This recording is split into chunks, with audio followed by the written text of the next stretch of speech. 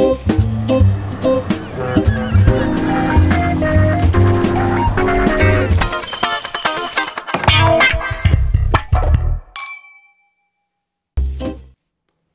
das sieht doch schon mal ganz gut aus. Herzlich willkommen bei Wein am Limit, liebe Wallinauten. Wo soll ich reinsprechen, Sebastian? Oder ist schon richtig, ne? Ja. Da ist schon das Mikro, alles klar, gut. Ja, wir haben heute so mal ein bisschen hier umgestellt. Wir haben heute mal hier mit einer kleinen technischen Lösung hier mal arbeiten wir heute und schauen mal so, wie sich das entwickelt. Also ich hoffe, das Bild ist gut und der Ton ist gut. Sieht aber eigentlich alles ganz fit aus. Also von daher, ich begrüße euch. Toll, dass ihr da seid. Und mein Gast spricht leider nur australisches Englisch. So, my guest Mike Aylward from Ocean 8 Winery, Mornington Peninsula, unfortunately speaks only Australian English, which is a really very melodic and melodic and soundful. Droning. Yes. Dialect or accent. Yeah. It's more an accent. It's not a dialect. Anyway, so I hope everybody's well. So I hope you are having the three wines in front of you, and we're going through those three wines. I mean, Mike has many more wines, or quite a few more wines, but I think the three wines we have, I think very good choice. They are good selection. I think. Yes. Yeah, you've done very well. Thank you. So, Mike, before we start, let me just see who's online. I just want to go here. Need to see on my computer. I hope all the guys are here. No, so nobody has commented yet. Oh, that's cool. But that will come. So first of all, I think when we talk about the area where you're from, that's a lot of people in Germany have preconception about Australian wines. Sure. I would say many are more industrial driven. Yeah. Many are more fruit driven. Yeah. And I think many people think more of red wine than of white wine. And I think that is a little bit like the 90s. Yeah, it doesn't really display the reality in Australia. Maybe you can give us a little bit of what is the reality now in Australia? What's happening? What's driving you? What's driving the industry? And what's driving you? Well, I think Australia is starting to do some very exciting things, and we're doing it. Some of the regions now, they're coming from the cooler parts of Australia. They're cool regions, and we're doing some very nice, elegant wines from these regions. I come from a region, Mornington Peninsula. It's very far south in Australia, and we are really finding some great varieties and doing some really top-end wines in Australia now. Australia's a very big island, so we've got a population of 22 million. It's but a very big place, and we do have a big farming history. So I think when you're saying there's a lot of the bigger productions and the volume, and that really is from Australia being a farming continent. But now, particularly with the quality of restaurants improving and the really fine dining, we're seeing a push towards some really great styles. I think cuisine or let's say style. When I was in Australia, I saw many cooking shows, and so there's a big interest in local products and in cooking, and quite innovative. And it always what I was astonished about the high level they would use. I mean, people really go for great quality. I mean, you have, and I think you're one of the more underestimated countries culinary-wise. Because if you look in Australia, there's many good chefs around now. Yeah, well, I remember when Jamie Oliver came out, and I love my food, but I didn't cook too often. And then he really influenced me, and loved the way that he cooked, and it made it exciting. And a lot of my friends too started getting into it. So he really started this food revolution. Then there's been quite a few chefs come through after that, and it's really changed the dynamic. But the quality of the produce in Australia too is fantastic. To get great fish, great meats, great vegetables. Yeah, our beef, our lamb, and then, like you said, the fish. but also now the range of vegetables and stuff that we're getting now is amazing. So, and that, in other words, means like if you have this kind of cuisine, that more and more wines I find now more food friendly than in the past. I think that's another big push too. So now we realise making wines that wine is the partner for food, and we all love our food, but wine should really sit behind the food and not overpower it. So it is driving these nice, elegant styles. So I just have to say hello to a lot of people. Like this, the Wine Limit, it's more like a family kind of thing. Cool. So a lot of people have bought the packages. Yeah. Some will drink it on the weekend. Yeah. A lot of people were calling me and say, "Hey, it has a screw cap, so I cannot caravan with it." But I just want to say hi, and we have some friends, even from Australia. I saw Florian Schweitzer. Ah, cool. He just visited you. Florian, have a great vacation. Hi, Florian. Hi. And we have Andreas. He wrote me a text just a couple of minutes ago, and he says, "We already have the Chardonnay in the glass, and I hope you too." And just sip a little bit of that. And he said, like, "Wow, there's a lot of Chinese firecracker in the glass." And then we have Ragnar, and we have lots of friends from Austria here. Cool. Ragnar, which is Clemens, and I am drinking today Golden Shower, mate. And I see Werner. Wiebner, he says like, "Wow, we already started. Normally you're not that punctual." Yeah, Werner, something happened. We are working with a small scale technical thing today, and we see how that goes. But so that's Sebastian, who is basically today the master engineer here. And Daniel Müller, hello. How are you? Joost Augustin, and I just saw Stefan is there. Stefan Fenk, Kai 20. That's from our old home, from the center of Germany. Cool. Yeah. That's from the real Teutonians. That's the real Germans. Yeah. Strong with horns. Very strong. Yeah.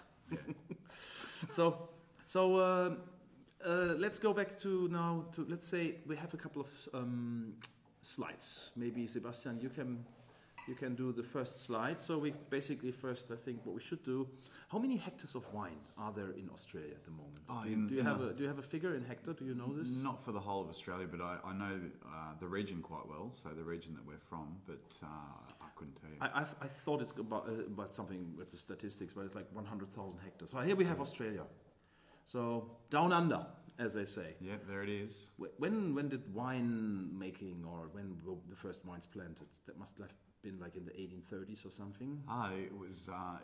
There's some 100-year-old vines that you'll see around South Australia there in the middle. Mm-hmm. You've got Barossa Valley, and then you've got Margaret River in Western Australia. So these are regions that have been producing for maybe 120 years, so, but very big on the world scale too. So you have some of the oldest vines for the variety of Syrah. Yeah, I think that's right. Shiraz, of course, it's called in Australia. But and so we have South Australia, which I still think is where, let's say, the industry is. That's where the big guys are, the large production and what's really cool with Adelaide, so you see Adelaide there, that's quite a big city now, maybe, I don't know the population, maybe 2 million, but that city has really been built off the wine industry. Off the wine industry, yes, lot of culture. Massive history there. So if you visit Australia and you go to Adelaide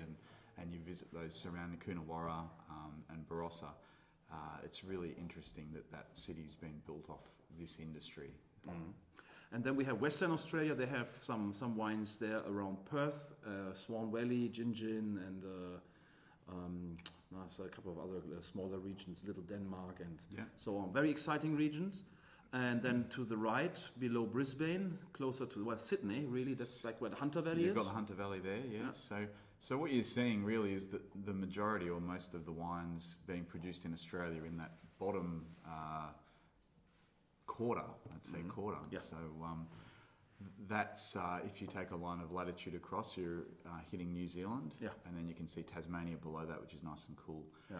So Australia is seen as a big warm continent, but in that bottom quarter, you've got some nice cool areas with maritime influence, producing some really That's great where wines. you are. That's where we are, yeah. On the very southern tip. It's a good segue, mate. And Victoria, I think it was once it was like the industry, or it was the pride of Australia. Then after phylloxera, they had lots of problems in replanting. And I think we've seen in the 60s and 70s a little bit of a boom and starting. And I think now what we see is like more and more younger wine growers and vintners are going to the south of Australia. Well, not to South Australia, well, to Victoria. That's right, yeah. So find diversity. Find diversity, but you've got a real melting pot with Melbourne there too. So if you go to Melbourne, there's 4 or 5 great wine regions, all an hour's drive out around Melbourne. Mm-hmm. So now Victoria's getting this beautiful wine industry going as well. Cool. It's cool. So I'm just seeing like more and more people are jumping in now. So Philipp Göpfert, he's the president of the Trinksportverein Tutzing. Or Tutzing, ich sage immer Tutzing, ich weiß nicht warum. Und they are drinking good orgals. They're drinking natural wines. That's exactly what you love so much. Holger Schulz, greetings from Badenerland. So that's basically from our Victoria. Cool.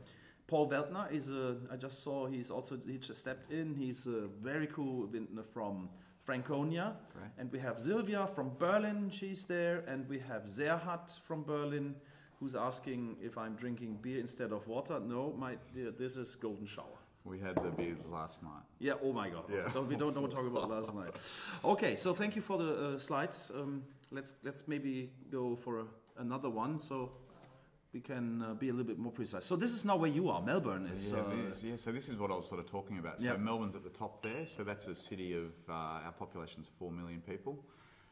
If you head east, a little bit northeast, you've got Yarra Valley, which is becoming very famous. Mm-hmm. And then if you head south from there, you've got, there's Gippsland, you've also got Geelong on the other side. Mm-hmm. These are all really good Pinot Noir growing regions. Mm-hmm. And then you can see right in the middle there where the Ocean 8 flag is, that's our region, that peninsula there. Mm-hmm. So basically you have water on both sides? Yeah, we're surrounded. So it's a maritime climate, and those waters are very cool. They're very cold. Can you swim? Can you take a swim? Yeah, you there? can have a swim. You can have a swim. You need a wetsuit. Okay. And there's not too many sharks there. There's a few sharks around Phillip Island. You don't want to swim there. Ooh, okay. Yeah. Well, but shark is overrated anyway. I mean, anyway, that's a different subject. No, but I think like. I think we're worse than the sharks. Yeah, definitely. Yeah, they just want to eat. I just see on our page as well, there's a lot of my old friends here. So I see Arne Prescher, hello, how are you, Arne? Jens Jensen is there. We are so Wiesbaden, basically you're talking to the whole of Germany. Great, you know? Yeah. Hey Germany. So, Michael Schäfer, that's Bonn, that's Cologne area, Sven Laubenstein, and... What's Cologne area? Cologne, yes. It's like mid parts, in the middle part. And Hessen, Marcel, our friend Marcel from Hessen. How is everything there? How are you? Are you off today? And Sven and Robs and Reggae. I'm not sure if they drink the wine, but at least they want to look. How are you? Per Granzin from Freiburg. That's very much from the south. And Nicola is there as well. So and Werder Matthias, of course. That's Bremen. That's the next big city to Hamburg, and Patrick Hartmann from Austria, from the upper part, Oberösterreich. So good spread. Not from lower. Yeah. So we have everybody here. Yeah. So I think when we talk about your winery, we first have to speak about your family. Yeah, sure. I think that's basically how it started. Your family started a business, and they were one of the entrepreneurs in the region. Yeah, that's right. So we've always loved the Mornington Peninsula, and we actually had a little house that we'd go and visit there on the weekends. But when Mornington started booming as a wine region, and we'd done a lot of prospecting and discovered that Pinot Noir grew really well there in Chardonnay. Mm. But my father loved his wines. He wanted to be involved in the region and in this boom. He wanted to make the best wines possible that we could. So he went around with a very, very good winemaker and viticulturist and looked for the perfect site to grow the best wines possible. Site means, but it's quite flat. I mean, when you go, basically, you don't have like what we have here in Europe, like very steep vineyards or anything. I mean, this is like a lot of people maybe... Yeah, the peninsula's got, it's an very old volcano, very ancient volcano. So there are some slopes there. There's an altitude, I think, up to about 250 metres. Mm-hmm. Okay. But nothing super extreme. But they, so going back to the start, so that we found a really great cattle farm that was 100, I'll do hectares, say 35 hectares, and we planted that out to 27 hectares of vines. We used the best clones that we could find and what we thought would be most suitable for the region. And that brand became Kuyong, which is very famous back in Australia. And then so that was back in 1997, and that got sold into the best restaurants around Australia. And then another winery owner on the peninsula from Port Phillip Estate came in and bought the business off my father. And I'd been working in the business. I loved it, and I wanted to maintain. I wanted to stay in the business. So we started again, and that's how Ocean 8 came about. But I was very careful. I didn't want to make similar styles to Kuyong. I had I've got a lot of respect for that winemaker and his styles. And I wanted Ocean 8 I wanted to come up with some really exciting, interesting styles for Australia and also for the Mornington Peninsula. Well, you got your accolades for this. I mean, maybe in the meantime, maybe you can hand over the bottle, and I can. No, I show. Yeah. So this we start Ocean 8 Verve Chardonnay 2013, and when you look at the back label, this has 12.5 alcohol. So that's quite low for Australian standard, I think. Oh, I have some more wine. Yeah, you can have some more. Yeah. No, I can. I feel like I can have some more. I'll have some more, thanks. Also schenkt euch ruhig schon mal ein, or you can please pour. I think once I've tasted this, you could decant this or put it in a carafe. Yeah, I think it'd open up a little bit more, but I'm really happy with the way that's aging. So that's 5 years of age, and it's going nowhere. It's got plenty of time to go. This is a really, I love this style of Chardonnay, and the reason that we make this style is when we're starting Ocean 8, I still needed to develop my palate and to find these styles. So I did do a lot of travel through Europe and through Burgundy and met a lot of winemakers. And I loved the clean, crisp Chardonnays of Chablis, and I loved the white Burgundies of Polini, which were really driven around beautiful acidity and crispness. And our region being very cool, and I thought it could do that style really well. I think it was really well geared towards making this style of Chardonnay. So if you think about to get nice and lean and crisp and linear, what you have to do is you've got to pick your fruit nice and early so that you're getting good acidity and good freshness. And then it comes in and we press it into old barrels, so it doesn't get any new oak, but it gets barrels that are sort of 12 to 16 years of age.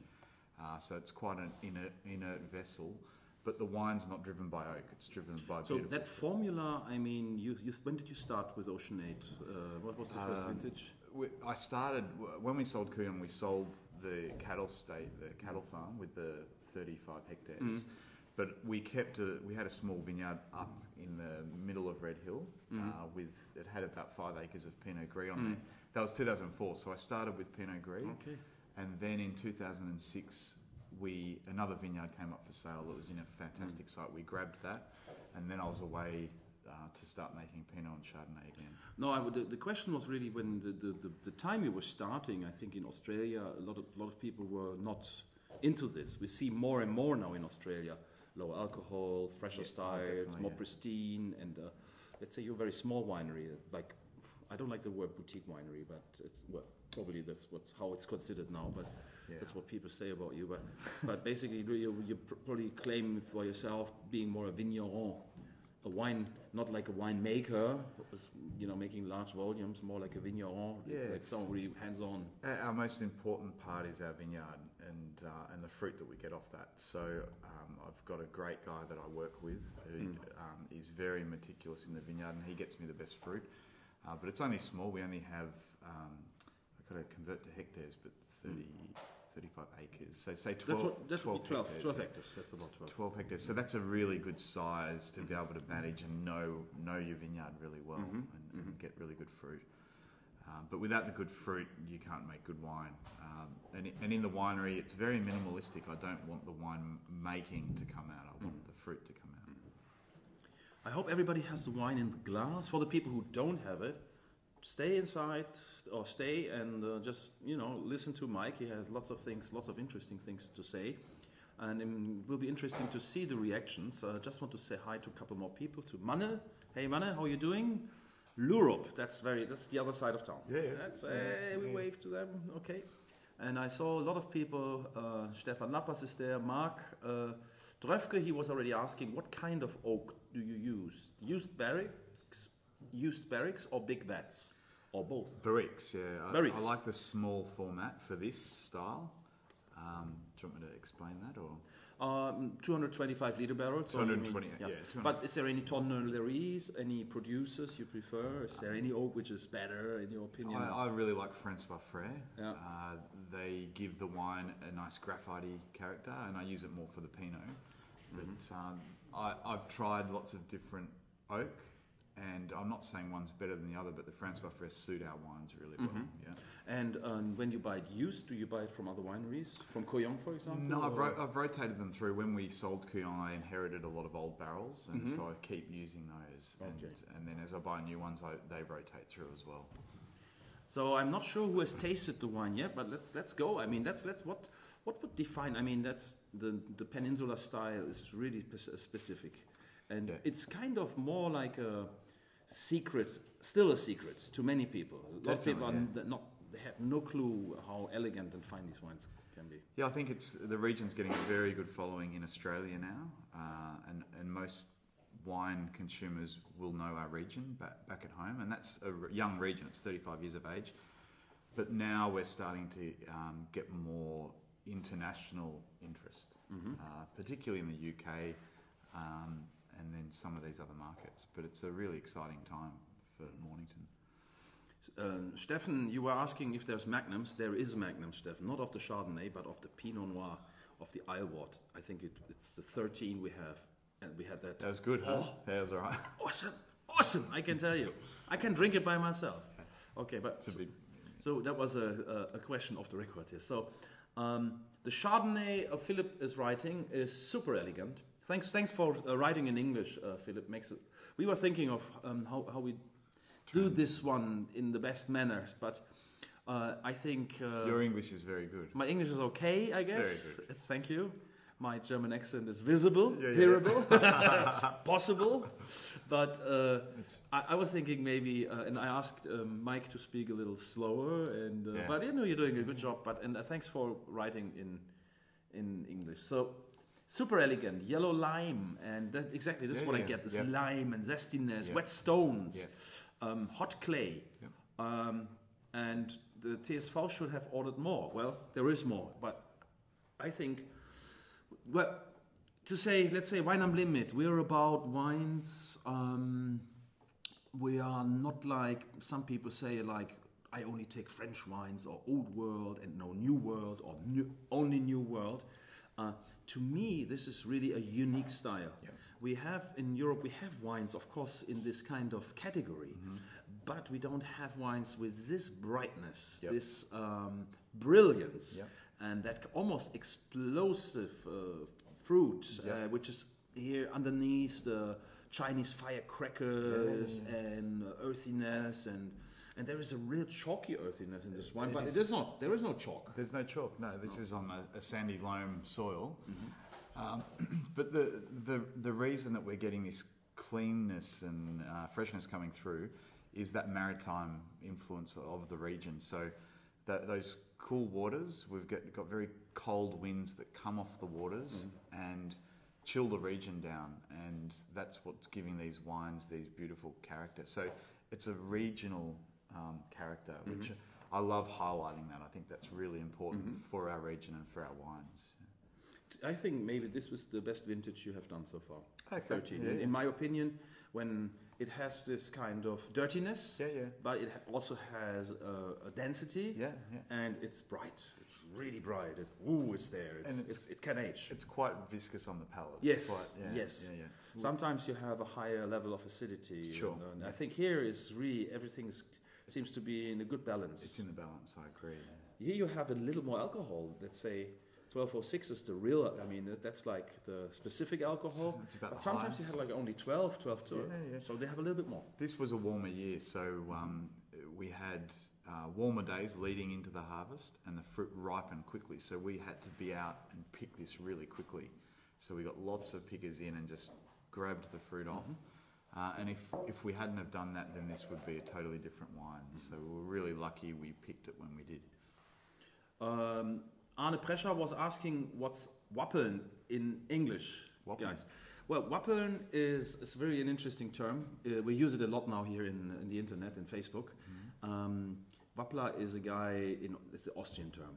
So if someone is a Wappler, it's basically a guy who would show off, but has no fucking clue. And, you know, and I'm not sure what is the English term for a Wappler. Do you like a pretender kind of a guy, almost like a jerk who's like fig jam. Fig jam, we say. A big jam? No, fig jam. It means. Oh, fig jam. Fuck, I'm good. Just ask me. Again? Fuck, I'm good. Just ask me. Okay. Yeah. Anna, you got yours. So it's a fig. Yeah. Fuck, I'm good. Just ask me. Yeah. Very good. Rudolf Scala. Hello, Ralf Heinecke. Hey, Ralf, you're here as well. Good to see you. And Andreas, yeah, you're a Chardonnay fan anyway.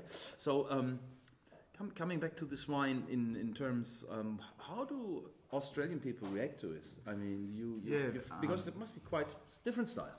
Yeah, when we started making this style, so 2006 was our first vintage, and I remember when we were picking about 10 days before anyone else on the peninsula, and it was a bit of a shock to a lot of people. Yeah. Why are you picking so early? It was a risk to do this style, but Chardonnay in general was big and buttery and over-oaked, a lot of new oak. So this style was very interesting. We called it the Verve Chardonnay. So Verve means lively, and it's there to describe that freshness and acidity. The reason we called it Verve was because we didn't think people would understand what we were trying to do. But then when we took this wine out and the media started seeing it and tasting it, they were really amazed and wowed that this style was coming out of Australia, and it helped the brand develop really quickly. It's got a very good following. Oh, I love the richness in this wine, but it is rich, but at the same time it's light and lifted. Yeah. And I think this is what, to me, like the best attitude or the best character of a wine. If it really has a density, it's a kind of, it's this really excellence in this wine. You can feel it, and then still, it's just pleasure. You can drink, and it's not nothing too difficult or whatsoever. There's lots of subtleties in there, so lots of layers of different subtleties, which is really cool. So we get some very good remarks here from Bremen. Great. We have the soul points. The soul point system is not like the Parker system or the Wine Spectator system. So it's only you can have 1 point or you can get 6 points. 6 points is the highest. How are we going? And so far you got at least 4 soul points, but they say no, it's more 5 points. So it's rather 4 to 5 points. We'll get up to a 6. Yeah, so 6 must be like, then it's perfect. It's a hot shit. It's unbelievable. But I think in the first wine always has it a little. It's always a little difficult. But people like it, and they like the fruit expressiveness. They like the creaminess in that, and they very much like the style of low oak. Yes, that's a disease, and still is a disease, to be honest, in Australia. With many wines. Yeah, we put all this effort into getting fantastic fruit and beautiful fruit, and then you load it with oak, and then you can't taste the fruit, and you can't taste your region or the vintage variations either. So, I like the low oak styles. I think they're really great. Would be interesting. Please give us your ratings and give us your impressions and your. I think what's really important, because this is a food wine, this is made to go with food, and when you have nice subtle seafoods or oysters or scallops and lobsters and things like that, this style of wine is the perfect fit. It's really exciting to have it with those sort of foods. This is what Florian Reitz called it. He calls them Saufweine. Yeah. That means like you can really drink them and cheerful, a kind of a cheerful, it's like great. That's I think a nice compliment. And Dejan says it's really hot stuff. Andreas, he gives it 5 points. Yep. And Roland Hofknecht, hello Roland. That's basically my hometown. That's Gütersloh. That's where I'm from. And we have Ragnar, he's asking, filling under inert gas, does it affect the reduction of the wine, especially if I just opened the bottle? Do wines filled with inert need more time on air? So They do, I think they do. I think once you open the wine, give it a really good swirl and keep working it, and it's going to keep developing and opening up. Yeah. So yeah, that's why was what I was saying, like the decanter. That's maybe for decanting. Yeah. But though it's what I always like when wines are opening up in the glass. So and especially in these glasses. What do you think about the glasses here? Love these glasses. Yeah, it's cool. Yeah, Huh? love them. Zalto, fantastic. Very fragile though. They are, but it's cool. I mean, but they show the wines so well. I think that's a nice vessel. I mean, if you have those wines in the wrong glass, doesn't make fun. Yeah. So I'm just looking here. I have some more. So Manne says, yes, nice nose, beautiful nose. He thinks of, and that's now Heidesand mit Zitrone. So he thinks of Heidesand. Heide is like a vegetation like Fimbosch. So it's a lower vegetation. Okay, yeah, it's very close here in the north. In Scandinavia you find it, and that was lemon. Ah, cool. And yes, that's a perfect seafood wine, exactly. Leon Schwer, hello, nice that you're here as well. All right, so please give us your ratings and your impressions. This is like, we're really anxious. I mean, Mike has been with us. That was like 2 years ago, I think, when we started working together, pretty much at the beginning. Live from Australia. And you were in Australia. Mm-hmm. So what do you think here in Europe? What are the observations about how are people, are we different than, let's say, Australians, how we drink wine, our habits, or... I think...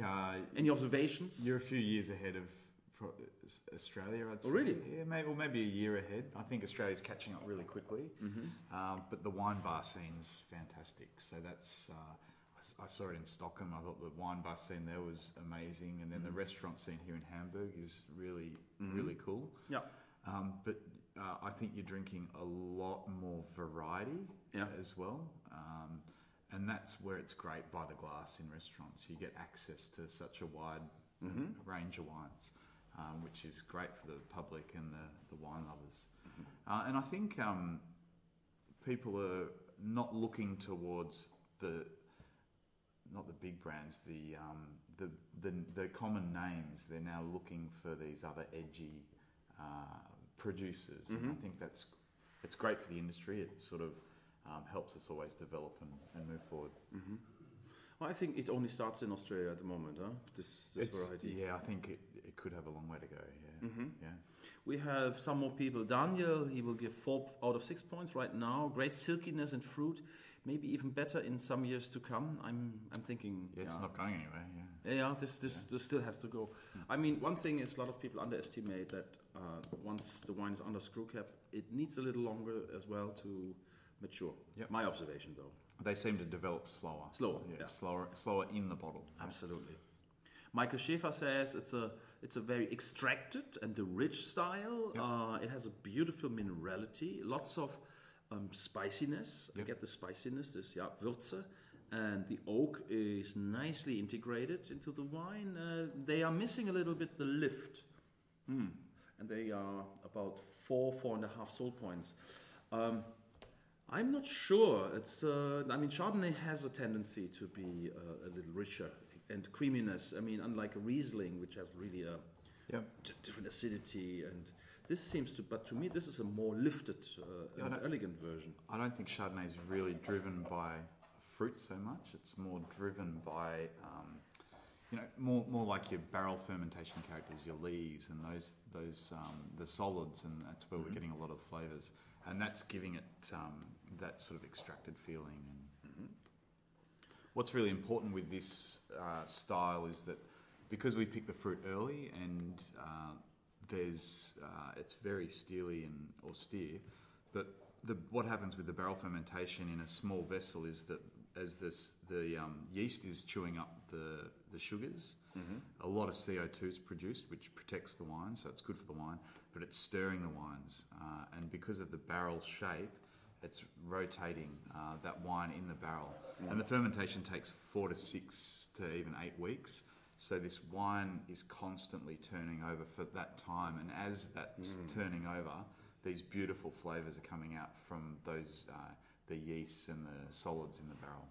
So that's why when people talk about barrel fermentation, that's why it's so important, because it builds texture into the wine.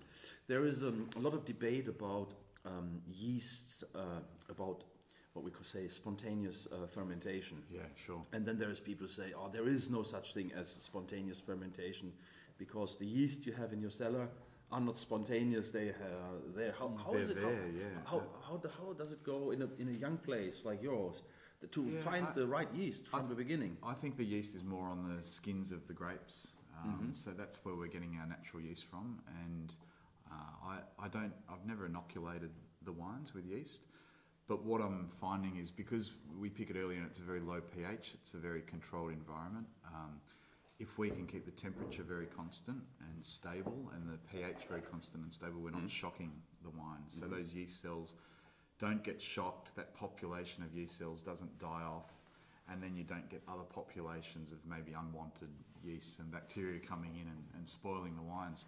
So that's another good merit for this earlier picked and this clean acidity. So I'm very happy with this wine, I have to say. I mean, of course, as an importer, I of course have a tendency to like the wines which I've chosen, of course, better. But I had a good reason when I first got acquainted with these wines because they were unusual. But I think the story is about your wines is not only that they are unusual, they are special. Yes. Special in terms of what they are. I know Burgundies who go in this direction, but then they're not Burgundies because the Burgundies don't have this liminess and this citrusy, not this strong. And the most important factor to me is the drinkability. About this wine. This is really what makes me. I could drink the bottle. I love Chardonnay. I could just keep drinking Chardonnay. I can imagine. Yeah. Just looking if there's any more comments here. So it's a little different for me today as we're doing it with live on Facebook at the same time. I need to see what people are commenting. Maybe you go for the 13 Pinot Noir. Can you give me the bottle? I just show it to the camera. Macht mal ruhig so langsam. I hope it's all right that we speak in English the whole time. Now we continue with the 013 Pinot Noir. And it seems to me like 013. We tasted your wines yesterday in a vertical here with some sommeliers and buyers, and that 13 is a nice year in many directions. I think both varieties. I think 13's drinking really well now. So it's in the hoo-ha range. It's really good drinking. All right. I just give a little swirl here.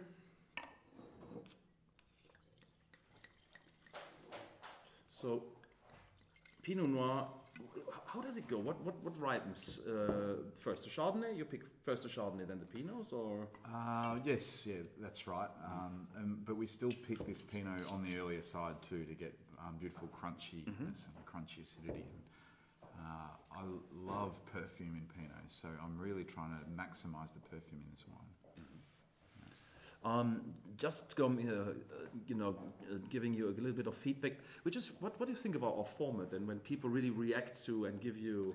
It's fantastic. To be sitting here and all these people drinking the wines together. It's a great forum and everyone should be interacting. It's a great way to do it. I think what I've seen, or my observation, I'm doing a lot of tastings in all over the country with people sitting in front of me, and then I ask them, what do you think about this wine? Or nobody's going to ask. Nobody's going to interact. But here, everybody's... I understand. Everybody's, integrated, and let's say it's a Thursday, so people might just come from work and want to relax a little bit. And you're comfortable in your own home. Exactly. Sometimes better than when you go out. And so Werner Wittmer, he's giving you 4.5 soul points for the Chardonnay, and he thinks it will be much better in some more years. Right. I think I can headline this. Nicola Ulik says, "Oh, what a fine wine! So straight, so direct, and it's lots of complexity. There is a green flavor, green aspect to this. There's this butteriness. Yep. There is a perfectly unripe fruit. She means like It's very close. It's very close, isn't it, to being underripe? But it's right on that edge. Yeah. And that's edgy. That's cool. Yeah. That's what I think in Burgundy people also have learned in the past to pick a little earlier. Yeah, well, and in Germany we're just learning this as well now. Yeah, I think particularly in Chablis they almost can't get the fruit ripe enough. So they're always picking on this edgy style, and so these Chablis are really clean. And it does have, like, she thinks of time in the snow. Yeah, great in there. Thyme. I mean, not the thyme, like thyme the spice. Oh, thyme. Sorry, yeah, thyme. Sorry, maybe my. And so, yeah, Daniel will give you 4 out of 6 points. I would give this wine, the Chardonnay, to me is like 4.5 to 5 to me. Cool. I really like it. I think it's really nicely balanced. And Patrick says that the acidity is nice, the alcohol is not dominating the wine, which it's is really a important. tendency in many wines, especially in New World or warmer climate wines. Absolutely, yeah. And it has a balance and a taste, and so it will give you 5.5 still points. That's nice. That's a good one. That goes to Austria. And yeah, he already tasted those wines 2 years ago. Ah, good man. So, good man. Coming back to them, and Lawrence is the first time. He says he was there last February, and it's just, he says, nice to get some memories going here. And yeah, good memories. Yeah, great. Did he come to the winery? Oh, he doesn't say it. He didn't say it. Yeah. But okay, so can you just Mark is Mark Dröfke. He's a really nice guy. He knows a lot about wine. Can you just give us a short walk through the last vintages, 16, 15, and 14? Yeah, well, so we've actually had 15, 16, 17. We've had 3 really good years in a row, and we're coming into harvest pretty soon. So when I get back to Australia in 2 weeks, the harvest will start, and we've got really beautiful fruit this year as well. So to have 4 really nice years in a row is fantastic for us. 14 and 13 were harder years. We lost a lot of fruit. We had in 14 we had a lot of rain in November when the vines were flowering, and the rain washed the pollen away. So we had a very poor fruit set. So very few berries on the bunches. And then 13, like I was saying, I think we made some really good wines in 13, but it was warmer and it ripened quite quickly. So 4.5 from Philip Müller for the Pinot, and 6 soul points is the highest because Ragnar was asking. Maybe you can show the slide, Sebastian, of the Mornington Peninsula. We have some nice pictures of your estate. My lips look like they're so red. Looks like, you know, you look like a lady almost. You've got your high heels on. Very good. Okay, here we see, that's the estate from the top. Beautiful. Yeah, it is. That's all Pinot Gris, that vineyard up there. So yeah. That's about 3 acres of Pinot Gris up there. And then you can see that's a driveway coming into the house and the winery. And then the winery is in that top section of the building. So it's an old stables that we've converted into the winery. And how do you farm? Do you farm in the direction of biodynamics? Very much sustainable. So if you look at that, that's very fertile soils, and we've got to really protect that and make sure that I've got three kids coming through that I'd love to hand the business to. But I've got to make it very good for them. So everything that we put through the winery, we compost and we put back out onto the vineyard. And it's trying to keep those organisms healthy in the soil that then churn up the soil for us and create good soils. That looks really fresh and green. That must be like in the fall or something. Yeah, it's in the fall, yeah. But it's a very pretty region. So there's a lot of beautiful wineries and restaurants and beaches, and it's an amazing region. And maybe you can go to another slide, Sebastian. We just have the fact slides. Yeah, that's fine. And the kangaroos, of course. All right, but just to give an idea, I mean, a lot of people, when we talk about Morning Peninsula, that's why I'm saying it's more like for the Secret Service kind of thing, you know. It's like only 900 hectares. I mean, it's not nothing. Big. Yeah, it's not big. So 50 wineries. Yeah, so those 900 hectares is split between, I think there's 200 growers, but there's only 50 wineries. Okay, so all these wineries would make between 3 and sort of 10,000 cases, so they're very small wineries. And then there's a couple of larger ones, but even the larger ones, they're 25,000 dozen. It's tiny. And so you said you're basically on the edge of a former volcano. Yeah, it's a very ancient volcano. Ancient volcano, yeah. Where our winery is, it's in an area called Red Hill. So Red Hill's named for the soil. It's got red clay soils, old volcanic soils. And what we find, they're very fertile and they produce a lot of canopy, so a lot of foliage, which is fantastic for Pinot Gris. So we get very nice ripeness and concentration in the Pinot. That's a wine, unfortunately, we cannot taste today because we don't have a lot of Pinot Gris. And we have 2 restaurants, they work with it by the glass, and it works very well with kind of, I mean, I'm a big fan of Pinot Gris, you have to know. Yeah. You know, I'm known in this country for being the... I have a huge adoration for Pinot Gris. Good.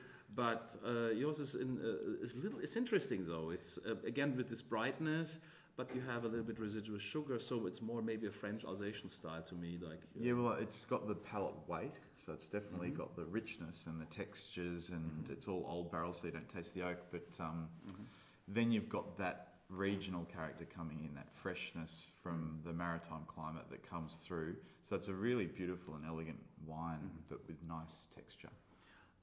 We have one comment from Per, and he says like, first of all, he wants to know why you're having screw caps, if that's an economical reason, or is that meant for having a fresher style? Or yeah, we were finding, and I think a lot of wineries were finding in Australia that in a case of 12 bottles, we were getting 4 corked bottles.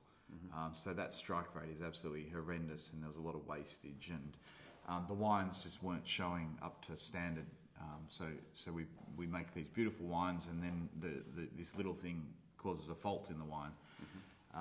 And then I went to a composite cork, which has been chopped up and treated, so it's TCA free, it's cork taint free. But then I was finding this was influencing the wines a bit as well. So I bit the bullet. It took me a long time to decide to go to screw cap, but I went screw cap in 2010, so we'd been going for 4 years, and I love it now. Like it's, I was always worried that the wines weren't going to age, and they do age. So it's not the breathing of the cork that's aging the wines; it's the wine developing itself. They're aging slower than what you'd expect with cork, which I think is also a good thing. But every bottle now looks how it should. It looks like an oceanate wine, which is really important. Philip Miller was asking for, we're still with the Chardonnay, though a lot of people already have the Pinot in the glass, and please go ahead and taste. And he was asking about the idea of what kind of food is the best with the Chardonnay. But I think we pretty much said it. It's like, to me, like this is like a seafood classic. To me, it's sometimes, like I would say, like Burgundies. They can go also very good with poultry, and but this particular style I prefer with, let's say, crevettes, crevette, the rosé ones, and just a mayonnaise and some lemon, and some or baked fish or whatever, or oysters, and this is what I like. Well, the easiest way is that wine has lemons and limes in it, so it's foods that needs lemons and limes, and seafood definitely does. We had cod the other day with it, and it was a beautiful match. Yeah. Can imagine. And then some lighter styles, let's say asparagus dishes can be nice. Grilled asparagus can be nice. Yeah, beautiful. Yeah, beautiful. And we have one comment from Per, and he was like, that's still about the acidity. He says that must be a very small line, that because once the acidity is unripe, it stays unripe. Yeah. And so how do you secure, because when the wines get older, then you get this really sour taste. I understand. Yeah. When the fruit's ripening, we have to go through. So we do the sugar ripeness and the acidity. So we test them scientifically, but we also have to taste. So we taste the fruit every day, and when it starts to, it goes through a spectrum of flavours. And when it's really underripe, it tastes like a green apple character. And a lot of people would pick for sparkling wines in that spectrum. And then after that they go into grapefruits and lemons and limes, so you're picking up grapefruity characters. And then the riper is your peaches and nectarines and apricots, so that as it's ripening. As soon as we get those grapefruit characters, that's when we're getting the wines, and I think that's at a really nice ripeness. So I don't think, we shouldn't really say it's underripe, we should say just a very precise ripeness, but it's a beautiful ripeness. And it's only a small window, it has to be a very small window. It is a very small window, so that style, I think we've maintained that style really nicely, but if we don't nail that picking date and get that perfect, then we're going to lose that beautiful style. Yeah.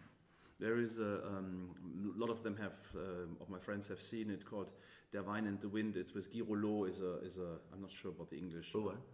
Rouleau? Yeah, and it was with Guy Rouleau is also playing a part in that, from Burgundy. Yeah. And it's a movie about two brothers and one sister. They inherit a winery. The father dies, and however, so a lot of that is of that movie is being filmed at Guy Rouleau, and he also. But one thing is really nice about when they look at the picking day. And like one of the sons who has worked, I think in Australia, he said like, oh, in Burgundy we have picked too late, so we have to be a little bit earlier. So this is like, I think, what I've learned in France over the last years, to pick a little early. Well, I think they always sort of had, at Veraison, when the grapes change colour, they pick about 100 days after that. But I think now they're starting to bring the picking forward a bit. So. Yeah, so Matthias is writing, hey, I cannot take part of this, or cannot be part of the family today. Don't worry, we have to reload, Matthias. You have to work, please go ahead. And I don't get all the comments here, but let me see if there is... so Lawrence just said something nice here. Natürlich war ich da mit dem Fahrrad kurz vor dem Sturm, so... yes, Lawrence has been at your place. Ah, cool. And it was like he came with his bicycle just before a storm, and they went to the cellar, and it was top and clean and organized. And he personally likes the Pinot Noir. Yeah. And yes, he says they are close to Europe, and then there's still something else. And I think with this wine, that for sure is probably, the most unique wine you have. And especially, I think sometimes I prefer this wine over the Alvord Reserve, it's a more mature and more riper style. Yeah. This seems to be like, it really has this lift and character of savouriness. Yeah, it's a spice in there that is really unique, and I've always quite liked that spice coming out. It gets almost like a lavender character too, and like a lavender and cranberries and I get a lot of red raspberries, and I get this cranberry style, and I get kind of a thing of dried herbs. Like dried thyme and a little bit licorice too. Yeah, I say the licorice. Yeah. And it's always lifted, and when I think of this wine, I have to think immediately of food. And to me, a lot of people are still figuring out what is umami. Yes. But this one will serve that umami style. It works really well with umami. Also on the palate you have a kind of a satisfying, rich feeling, like a warm feeling. Yeah. It makes you, because of the freshness in there too, you want another glass. So you finish the glass and then you want that extra bit. But I love that umami character. So umami works really well with like the soy sauce, subtle. But a lot of those Japanese dishes, works really well. And those Japanese dishes are very subtle and soft dishes, and that's what that wine is too. So they make a really good match. I think if you think of a braised pork belly, If you think of mushrooms, Yes. and some braised things, pigeon, of course. Yeah. But, I mean, that's a classic Pinot dish. But but here you have this. It can use a lot of spice in the food. Yes. And it can handle it. It handles the spice. Yeah. When the Oceanate Pinots are younger, they work really well with red fish like salmon and tuna, and really good match. I just saw that Michael was writing with tuna. You just said tuna. Yes. Yeah, definitely. Yeah. Cool. The Pinot has a beautiful nose, a real red fruit scented nose, not like and unlike many Pinot Noirs, which are too jammy and have a tendency to be sweet. Yeah. I tasted some stuff of the Yarra Valley. To me, the Yarra, a lot of people say it's a couple of years ago they said it's the holy grail for Pinot, and but a lot of the wines were too jammy and too rich for me. Yeah, I think we've had some hard years too. So, and then when we have the cooler years, the Yarra does amazing wines. So, it's and also the evolution of the winemaking, the vineyard is always occurring as well. So, the Yarra's doing some beautiful wines. So Nicola is writing, Mike, thank you so much for this Pinot, which is a real pleasing Pinot Noir. It's dancing, wild, and leaves her somewhere in a windy garden of herbs. Yeah. This is nice when the fantasy is picking up here. That's cool. So have another glass. Yeah, have another one, and then so Philip Kettan is joining us. This is a winemaker from the Moselle. Philip, stay inside. Stay and watch this guy making good Pinot Noir. I mean, there's some Pinot Noir in Germany too. I like some German Pinots. Tasted some? And I think this style is a little bit similar. I find the German Pinots savoury and slaty and driven by the freshness as well. Beautiful wines. Rüdiger Ewert, he's looking, and that's the guy, Rüdiger, he lives in La Palma, so he's basically watching from La Palma, which is right in the Atlantic Ocean. That's like on the Canaries, and he's the guy who basically has the cigars. Oh, yeah, great. And Rüdiger, we smoked the cigars from La Palma, and I need to get back to you soon, because I have maybe a client for you here in Hamburg. And fantastic. What are they making? They're making fun of me about my new golden shower. Yeah. How's it taste? It's wonderful. I have to say, sometimes water is really helpful. Super. So, Philipp Göpfert. So this is from the TSV Tutzing. What is the difference between an Australian wedding and an Australian funeral? One less drunk at the funeral. That's about right too. Yeah, nice. Okay, so with the Pinot we can't really agree. Some of us love this one fucking much. Some are less convinced. Love the perfume, the super ripe currant, and the herbs. Yeah, I mean, it's a kind of a... It does polarize people. It's a style that polarizes people.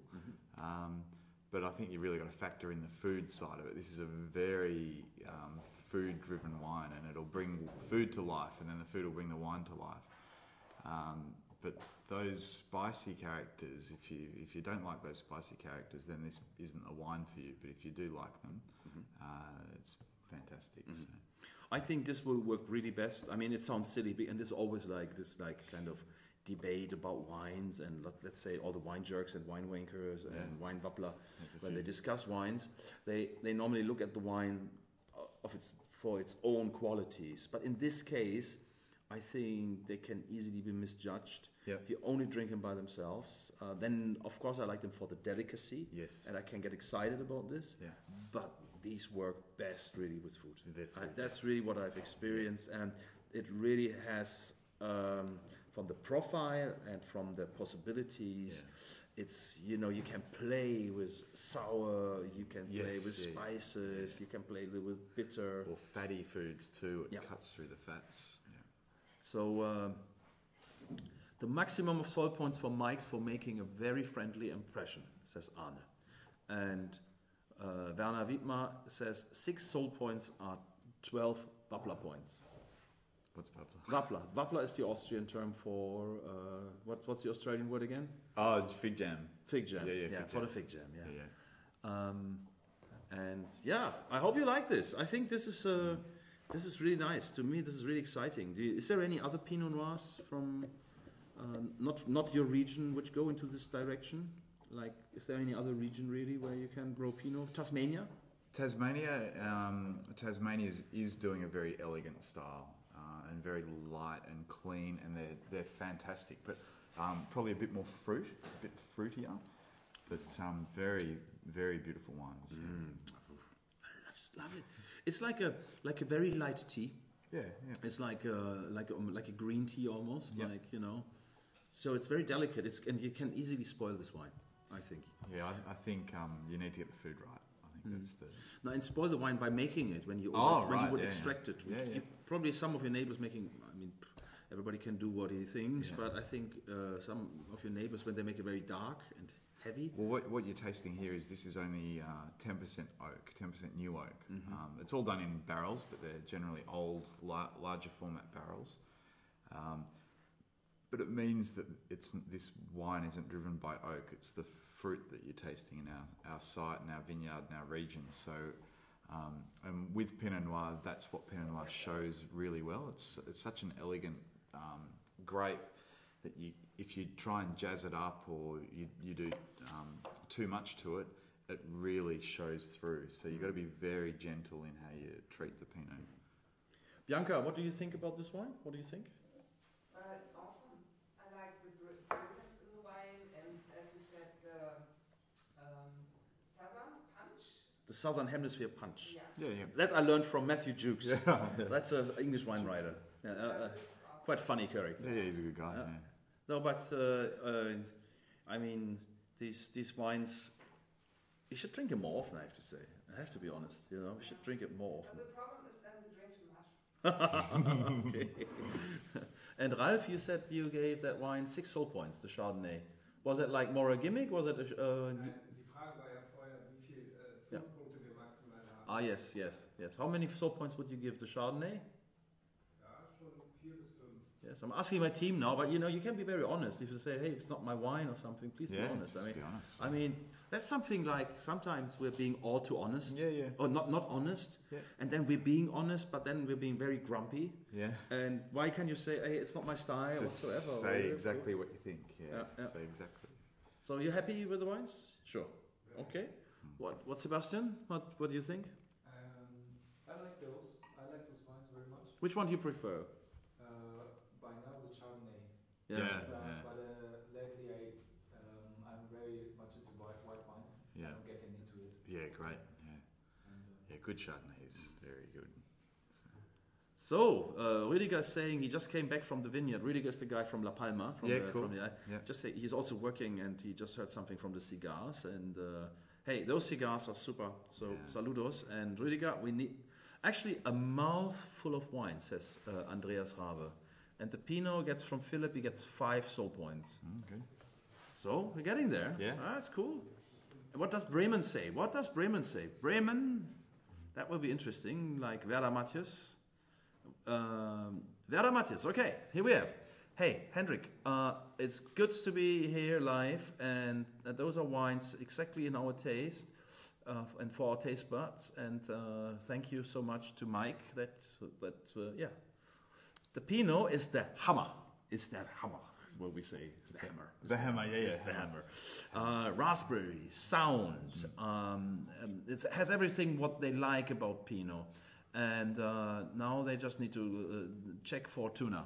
Yes. And they have to look for tuna. And they Slightly give it seared tuna. 5 to 5.5 soul points. Yeah. Awesome. Great. Werner Wiebner is great Pinot Noir. Definitely not one of the usual Australian oak monsters. I think they have gotten much better in Australia, though. They have understood very well that their wines were in decline. Yeah, I absolutely. We've really pulled our standards up. Yeah. And there's some amazing stuff coming from Australia. And Per, it says says a good comparison with the green tea, polyphenols, and then with the green tea, it's like what we had for lunch. I had green tea, and I was worried that the water was too hot and it was too long in the That's leaves right, were too much long. extraction. I had good luck though, but it happens many times, and this is what I'm saying about this wine. Probably, as it's more delicate than others, you really have to be really, really precise here. And so, it's Pinot Noir. It's like there is no other variety, and like lots of winemakers are trying, desperate on this variety, and they fail. Yeah. Many have failed. Yeah. And many still looking for the Holy Grail. Very hard to make Pinot, very hard. And but the reference point really maybe for you will be, because a lot of people are thinking, how do these wines age? But I think Coyon is, as it's maintained, a really great winery. Absolutely. And they have a great winemaker, which I also met. Yeah. And it seemed like, here you can taste some wines which are a little bit older and matured, and they have older vineyards. Yes, yeah. But this is 13. This is 5 years old for a Pinot, and I think it's going to get better for the next couple of years. I don't know if it'll go 10 years, but I think it's got some really good drinking ahead of it. Mm-hmm. Okay, well, maybe we can go for the third wine now. I think it's a good time now, and see what. There's lots of comments, hey? Yeah. Oh, yeah. Lots of... I'm sorry that I always have to look in that's the okay. computer, That's fine. Is there any other varieties you're thinking of you might plant in the future? Would you like Alvarinho, maybe? I love Nebbiolo, and I wanted to... Isn't that too cold? It's too cold. It's Nebbiolo, you need very cold nights and very hot days, and so it's not suitable. Mm-hmm. But I bought some fruit from a very good region for Nebbiolo and had a play and made it, and it was a very nice wine, but it made me realise the Mornington's very set. It's very cool. It's very temperamental. Yeah. I think the only variety maybe I could see for myself at the moment, also which makes sense as more and more people drink it now, is Alvarinho. Or Alvarinho in Portugal, and that could be a nice addition. Also, it's a great seafood wine. Yeah. Okay. Yeah. And so it has a kind of a Sauvignon. I just showed it to this. No. So we have now we have a wine which is a little older here and more matured. It's Pinot Noir 2012. This was a great year. So the fruit ripened very evenly and very slowly, and we could pick at the perfect time. And I think this is aging really well. So this is like, a lot of people would say you can sure if you want. But this is kind of a typical concept, let's say, of Australian, that you go for reserve style. Yeah. Yes. And maybe there's the other option would you have certain vineyards which you could make a vineyard wine? Yeah. So that's the other direction. A lot of doing the single vineyards to show their site, but with Ocean 8 we've only got the one site, and we've got 5 hectares or 4 hectares. Yeah. So 5 hectares. It's a very small plot, and so I can't really justify doing a single vineyard because it's all the one site. But what I do want to show is, with Pinot Noir in particular, the grapes have a very, very thin skin, and a lot of the flavour and the perfumes and everything that you're tasting comes from the skins. So the growing is really important, and the region where you grow it is really important. So if you have too much sunlight, the skin and the grapes will shrivel, and if you have too much water, then the vine will take the water up and they'll explode. So it's not about having more ripeness or any. It's just more about checking for the best barrels. I think it's really about the skins and how you grow the fruit, and how you get that skin to the perfect ripeness. So if you look at, you can't overcrop Pinot. If you try and get a big harvest, the wines are diluted and they're very insipid. So you've got to keep your crops low. So if you imagine so with the Ocean 8 wine, what we do is the vine will give us on average, say 30 to 35 bunches on each vine. We bring that back at veraison as the skins are changing colour. We bring it back to 20 bunches. And then for the reserve, we do another green harvest and we bring it back to 10 to 12 bunches. So it's a very low crop. You'll see a similar flavour spectrum and profile, but there'll be more intensity and more perfume and just more length in the palate. So that's, for me, the cropping level for Pinot Noir is the most important thing, and that's what I want to show between the Ocean 8 and the reserve. What I can see, I mean, maybe that's due to the vintage, but I find a little bit of a red beet character. There is. Yeah, it's less fruity. a bit of tomato. Tomato and not necessarily richer style. It's it was a cooler year, so you're seeing a coolness coming through the wine as well. But it's got that spice, but it's more savoury. And I think as this is aging, it's going more savoury. Just checking here now.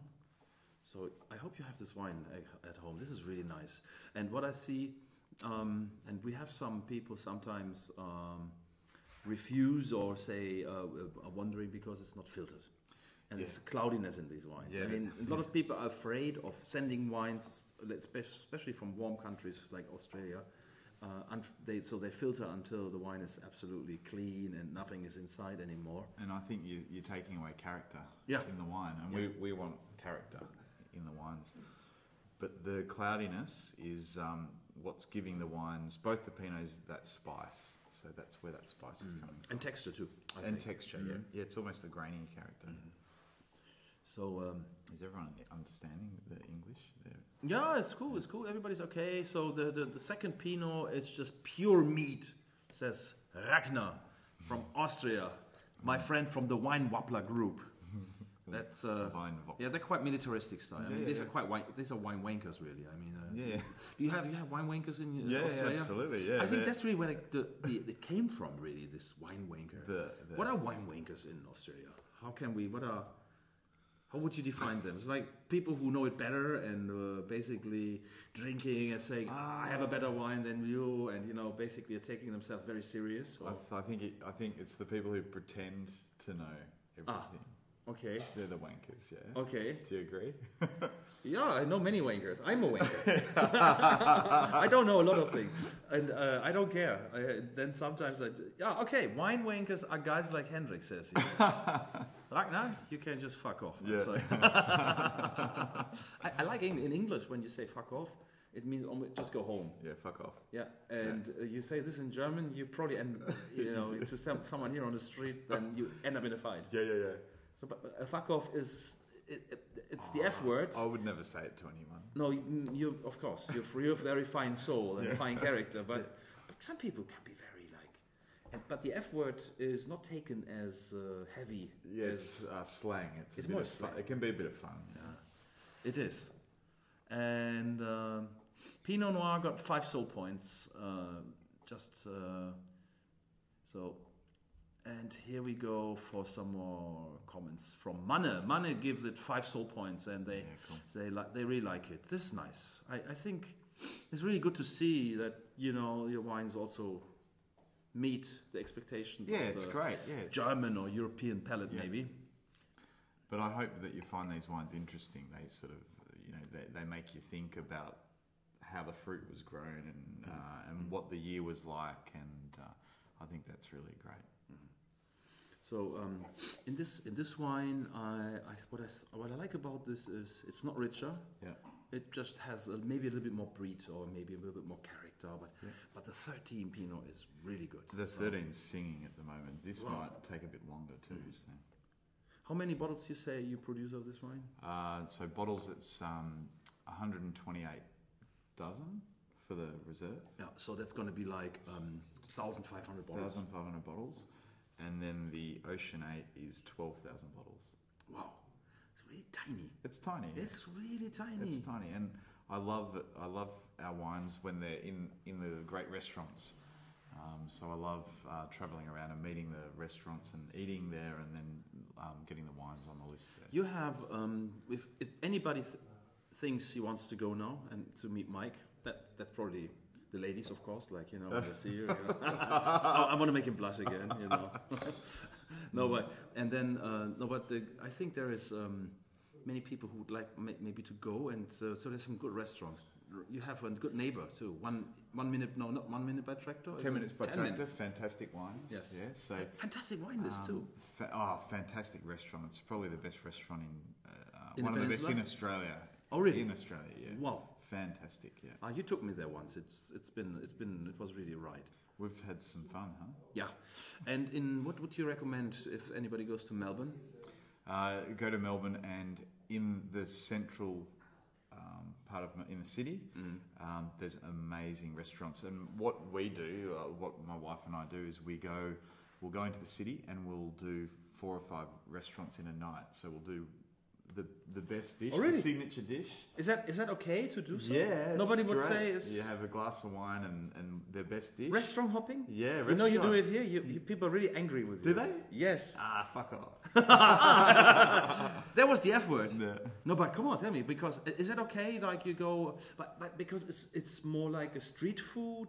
No, it's okay to have a dish here and a dish there. Or? Yeah, no, it's fine dining, but a lot of the restaurants you can sit at the bar and have a plate. Yeah, almost tapas-y. Yeah, but if you think you get a choice of 20 different dishes and you choose the best one and you do that in 4 different restaurants and you have 4 different glasses of wine, it's a pretty good night. Okay, and what is the best? I mean, a lot of people say Melbourne is the capital now. Sydney is more, let's say, for the... I have to be careful now. A lot of people from Sydney will hate me for this, but it's like maybe more a little bit more touristy and a little bit more showcasing. Melbourne is a little bit more laid back, but Melbourne has better restaurants. I hear that from many people. Yeah, well, more authentic. The history with Melbourne is a lot of Italian immigrants coming in and French as well. So there's a heavy Italian and French, but now Australia is becoming more closely aligned with Asia. So there's a lot of Asian influences coming in through all our restaurants. And the top chefs are really are trying to use all these ingredients like the gingers and chilies and lemongrass. And so it's a very interesting place to go and try all these foods. Sydney, I find, has amazing Thai restaurants and Malaysian. So, sort of cleaner, more summery food and spicy. And I love Sydney for that.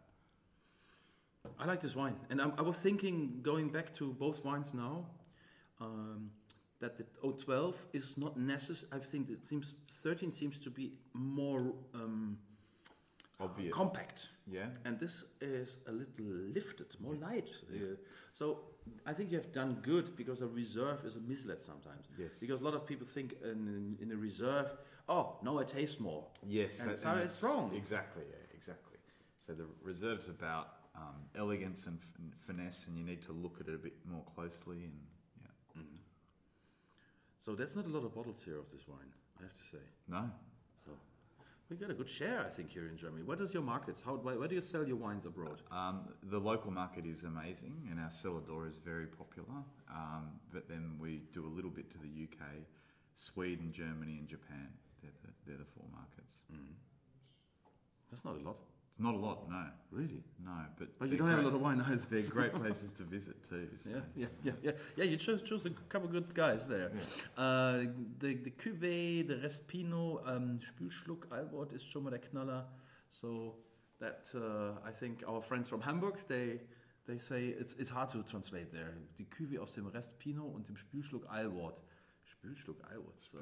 Spülschluck means like, the swallow star, the swallow, just the swallow wine, whatever. And yes, now he has a friend from our part of town, and he said now they are really going for it. Yeah. The second Pinot, Michael Schäfer from Bonn, he says it's decently spiced witut becoming bitter. Yes. It has a tension. Yes. It has equilibrity. What's the name? Equilibrium. Equilibrium. Yes, exactly. Thank you. It's really exciting, and it's more. The fruit is not that jam. It's not jammy. I mean, both wines are really not about jam, but it's more herb. Herbefrucht means like a more rough fruit. Yes. Yeah. And this is like Patrick. He know the reserve which we had in the first stream. Right. The reserve of 2009. Yeah, that's what we had. Drinking well. Yeah. And this seems to be more elegant. It seems to be a little bit more precise. Yeah. It seems to be like a more sharp and pure, and a little less fruit and more complexity. And that's very different years. 09 was the bushfires, that was the bushfire year that really affected the Yarra Valley. And very fast ripening, so a bit more generous in the fruit. And then 12 was that cooler year, so more precision. Can I have some more? Yeah, I think I go for some more. Yeah. After last night, I mean, I have to. I guess that's why I have the red lips. Thank you. But maybe you should order some pizza, Bianca. Ich bin schon wieder total Hacke. Das gibt's gar nicht. I didn't want to. I want to drink much less Than last night. How many times do you drink in a week? Probably 4. 4? At the moment, 4. And how many glasses you drink? I can drink. All the doctors, please. I can drink a bottle easily. Yeah. Yeah. But last night we probably had 2 bottles each. And beer? I had no. Yeah. Yeah, beer as well. Beer, yeah. I'm absolutely. Boah. Yeah. Also das kann ich keinem wirklich. Komme den ganzen Tag vor. In meinem Alter kommt man sich vor wie kalt geduscht. The whole day I feel like I took a cold shower. Yeah. It's really bad. We solved lots of problems last night. Yes, we solved all the problems of the world. And one advice I can give you, when you have people attending the table where you are and try to invite you for another drink, when Say you no. already say no, because it was very sweet, it was very nice. It was a ripper. But Jesus Christ, I mean, that's like... Yeah. And this, I think, made it. It was only that bottle, that last bottle. The last bottle got us. Oh, But of course. if the restaurant didn't close, we would have kept going. Oh my God, that was really, really horrible.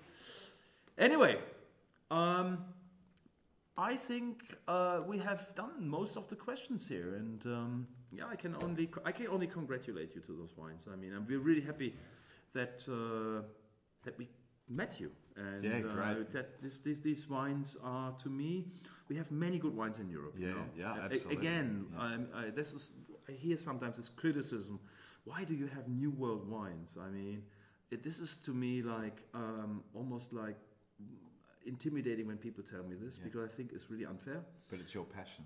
Yeah, no, but first of all, I don't look at borders. I look at people. Yeah. I look at climate. Yeah. I look at the message. Yeah. I look at the X factor. Yeah. The X factor. The X factor is like when you really get excited. Yeah. No, I got it now. Yeah. And I think, and Germans, or let's say us Europeans, we export a lot of things. We should import, and we should import better wines from your country. Yep. And I mean, to show that there is people who are going for excellence, and you are really certainly going for this. And what I like about your wines, that you are working on a very high level, and you're still being a humble and very friendly person, and you're not being like, ooh, I need to know. You know. I've made lots of mistakes. Yeah, that's good. Yeah, But we all lots make of mistakes. Good, and lots of good things too. And sometimes wine can be, I'm not sure how it's in Australia, but here in Germany, sometimes people really get in bad fights about wine, or they take a generalism. Yeah. Oh, I don't drink American wine because Trump. Yeah, okay. It's really silly. Yeah, I mean, I don't. I mean, how silly can that be? Yeah. You know? Well, you just many people didn't vote for Trump. You're just closing your mind and narrowing. Yes, it's very narrow. Yeah. And I mean, that's probably the only good aspect about globalization, that we can learn a lot from each other, and that we should also have more respect for each other. Yeah. And this wine makes me feel like I should have. Well, I do have. To have a lot of respect for what you do, and keep going, mate. That's really good. Yeah, good on you. Really good. Is there anything you want to ask my friends in Germany? Is there anything you'd like to know? It doesn't have to be about wine. It can be political. It can be cultural. Is there any question? This is You're putting me on the spot here. Yes, it is a difficult one. I know. This is my first time to Germany. Yeah. And Hamburg, and I've loved. I've only been here 2 days. Yeah, you want to come back now? I love it. Oh my God, no! Yeah. Don't. Too exhausting for me. Yeah, I know. We wear each other out, maybe. Yeah. Yeah. No, but what? The camera's here. I always look up here. Yeah, I saw this. The camera is there. What do I want to ask German people? Yeah. I don't have a question. you can think about it. Is there anything? Yeah. Something what you've observed. I mean, you're really far away. I recall when I visited you in Australia, and you said, Hendrik, we are really far away from where you live. Like, we don't know a lot of things. We don't know much about Germany, so we generally learn about the Brits and the Americans and Germany. We don't have a big history with Germany, but definitely with the Italians we do. You have a German history, the Barossa Valley. In the Barossa, yeah. So, but I hardly ever go there, and we don't have any crossover there. So, yeah. But I like going to the wine bars in Hamburg and the restaurants and seeing the range and the interest in all sorts of wines, and seeing that your mind is open, and I think it's fantastic. And I love what you're doing with bringing all these wines in and these guys tasting them. I think the passion, that's where the passion is, and it's fantastic. Yeah. And I love being on your portfolio. Okay, no, this is getting to this is brown nosing. No, but I have a question for you. Then, if you don't have one for them, I have one for you. Give us a quote on natural wines. Oh. Excuse me. Oh, sorry. I used the wrong finger. I've tried 200 natural wines, and I've tried 201 after last night, and I've liked 3 of them. Yeah. You didn't like the one last night. You could drink it. I could drink it. I didn't love it.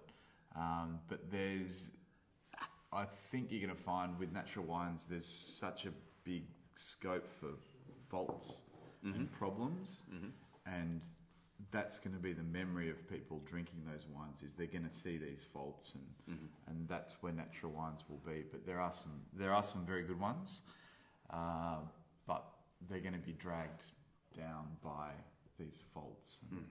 That's what I think. But it's very early days, huh? Okay, well, maybe one day we see you working more in that direction. It could happen. I can see that. Yeah. One day. Yeah. Because once you've reached, you came to a certain level, and you look for what can be done, what can you adjust, and I think a lot has to do in that regard, being comfortable with what you do, and then maybe go to the next step. But I need to open my mind a bit. Well, we take care of you. Also ich würde sagen, an dieser Stelle, thank you so much, guys. Thank you, Mike. Good on you, mate. And the camera, by the way, was there. I know. That's just a display. Sorry, everyone. And Werder Matthias says this is really big wine cinema tonight. The Iwort is a little bit more complex, even more complex. Yeah. A wonderful wine. They give you 6 whole points. Good on you, mate. This goes out to Bremen, and some wonderful comments. And a lot of people have gone to bed. In Germany, we need to get up early. Schaffe Häuslebauer und nicht nach dem Meteorschauer. I would like to go to bed early tonight. Okay, bye-bye, thank you, and have a wonderful night, have a great weekend. And for all of you who couldn't drink all the wine, you can keep it open for a couple of days. They benefit from them. So you will have fun. Yeah. Thanks, Mike. Good on you, Hendrik. Yeah. Hey, bye-bye, and thank you to my team. Bye. Thank you.